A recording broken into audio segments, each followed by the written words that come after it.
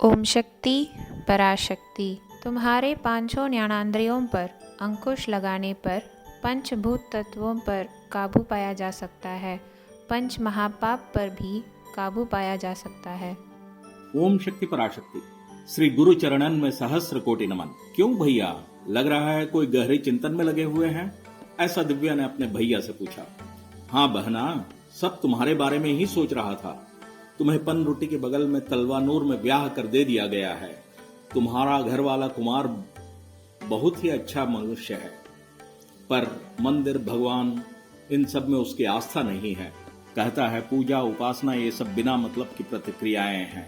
हाँ भैया, यह तो जानी हुई बात है, वो वैसे ही हैं। इस पछड़े को छोड़िए।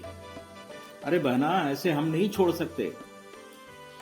हम शरणागत होने वाले स्वामी बंगारू अम्मा ने मुझे घने ध्यान के मध्य में चिताया कि तुम्हारी बहन और उसके घर वाले दुश्मनों के द्वारा किए गए टोने टोटके के चलते ही तकलीफ पा रहे हैं। ऐसा भाई रघु ने कहा बड़े आश्चर्य के साथ। दिव्या, हाँ भैया, जो तुम कह रहे हो वो सच ही है। मेरे घर वाले के पास खेती बाड़ी बहुत है। 4 एकड़ में गन्ना, 50 एकड़ में देवदार के पेड़ लगे हुए हैं, पर उनके कुछ विरोधी हैं। कुछ अंतराल में 2-3 बार पैसे की चोरी डकैती हो चुकी है। इलेक्ट्रिकल मोटर खराब हो गया। फसल में हानि बहुत हो रही है। खेती बाड़ी के रहते हुए भी सुख चैन नहीं है। उसका कारण विरोधियों के द्वारा किया गया टोना टोटका जब तुम कह रहे हो तभी स्पष्ट हो रहा है। अभी बताओ हम करें तो क्या करें? वे तो ईश्वर पर विश्वास नहीं रखने वाले व्यक्ति हैं। जवाब में रघु ने कहा कि तुम्हारे घर में एक परिवार समृद्धि हवन करवाना उचित रहेगा। अगर इसे बोलो तो तुम्हारा घर वाला विश्वास करेगा भी या नहीं पता है। वो समस्या के कारण को समझे बगैर भटक रहे हैं। देखकर मन व्यथित हो रहा है। यही बात मन को खाए जा रही है। समय व्यतीत होता चला गया। रघु सही समय के इंतजार में थे। कुछ ही दिनों में दिव्या ने अपने भैया से कहा, भैया मैंने एक सपना देखा है, मुझे जरा सोचकर इसका मतलब समझाओ। अपने गांव के आदि पराशक्ति स्त्री मंडली के कलश और दीप पूजन से एक दीप लाकर घर के प्रवेश द्वार की सीढ़ी पर रखकर मैं 108 मंत्रों का उच्चारण कर रही हूँ। उस समय मेरा मंगल सूत्र हिल रहा होता है। लाल वस्त्र में रहने वाले तुम 108 मंत्रों के पूर्ण होने पर बगल में आकर झूला झूल रहे मेरे मंगल सूत्र को पकड़कर देखते हो। जरा तुम बताओ यह सब क्या है? तुम्हारे घर परिवार में समृद्धि हवन करवाओ, ऐसा तो मैंने पहले ही कहा था। तुरंत उसके लिए इंतजाम करो, रघु ने कहा। दिव्या ने येन केन प्रकारेण अपने पति को समझाकर तलवानूर में अपने घर में परिवार समृद्धि हवन करवाने की तैयारी की। दिव्या के बड़े भाई रघु ने भी हवन की तैयारी में बढ़ चढ़कर भाग लिया। इस प्रकार से तलवानूर में दिव्या के घर मूल मंत्र के उच्चारण के साथ परिवार समृद्धि हवन शुरू हुआ। उपासना चलने लगी। धू धू कर हवन के अग्नि की लपटें जो निकल रही थी अचानक ही बंद हो गई। 1008 मंत्र कथन करने वाले सेवादार 501 मंत्रों के पश्चात उससे आगे पढ़ने में परेशान हो रहे थे। एक सेवादार ने नींबू निचोड़कर नजर उतारने की कोशिश की, पर वो हाथ उठा नहीं सका। उसके आंखों के अंधेरा जैसे छाने लगा। नीम बेहोशी की अवस्था में कोई और नजर उतारो कहते हुए थक कर एक किनारे जाकर लेट गया। दूसरे एक सेवादार ने नजर उतारने का काम संभाला। ठीक उसी समय किसी के द्वारा भी न सोची गई एक घटना घटित हो गई। हवन पूजन को देखने आए जन साधारण में से कुछ लोगों को नजर आया कि एक घोर काली आकृति घर के अंदर से बाहर की ओर गई। उसके हवन वाले जगह को पार कर बाहर आते समय वह रहने वाले अलग हटकर उसके लिए डर से रास्ता बनाने के लिए सहारे के लिए ओम शक्ति पराशक्ति चिल्लाने लगे।